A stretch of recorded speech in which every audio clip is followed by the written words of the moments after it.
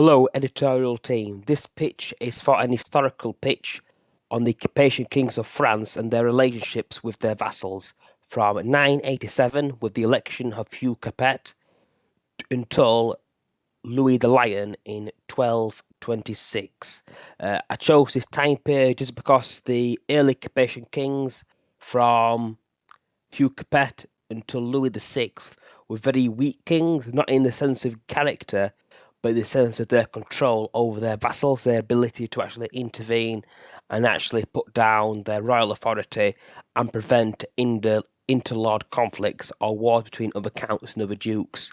This change really started happening under King Philip I, who reigned from 1060 until 1187, late 1108, 1107. I'm not quite too sure on the date off the top of my head, but between that date frame, and it's during that time frame when things really start to change.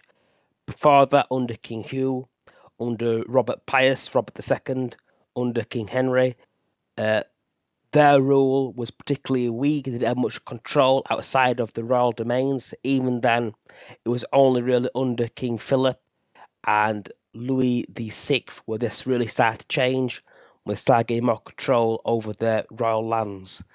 Not saying that King Robert and the other early Capetian kings wasn't doing the same thing. It was like a combination of all their hard work at building up the administration. Because up until about Louis VI, a lot of their king's wives actually also helped with the administration as well. That's why they have their writing in certain documents, because they're actually helping out the administration. Because the dynasty was that poor, the kings had to have their wives doing the admin work for them as well.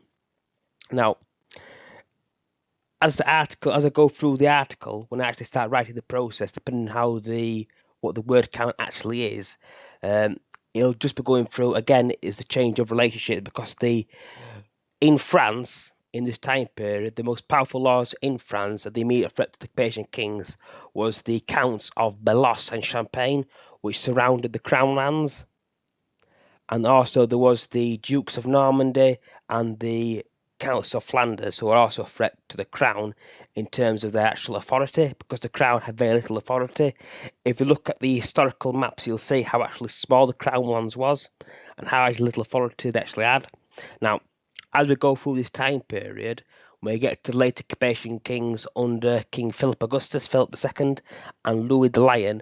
In that sort of under those two kings' rulership, things truly changed for the Capetian dynasty.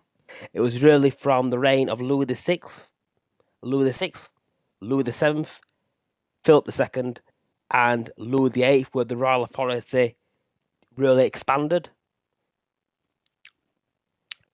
So that by the time of 1226, they controlled Normandy, they controlled Greater Anjou, and they controlled parts of Aquitaine. They've established dominance over northern France and became the most powerful lords actually inside of France as well. And also during this time period, the concept of France as like a kingdom, almost like a nation, started to develop. This was because previously to this, the lords, like the Dukes of Normandy, Aquitaine, Champagne, their lands were actually seen more like independent kingdoms who were actually in servitude to the King of France.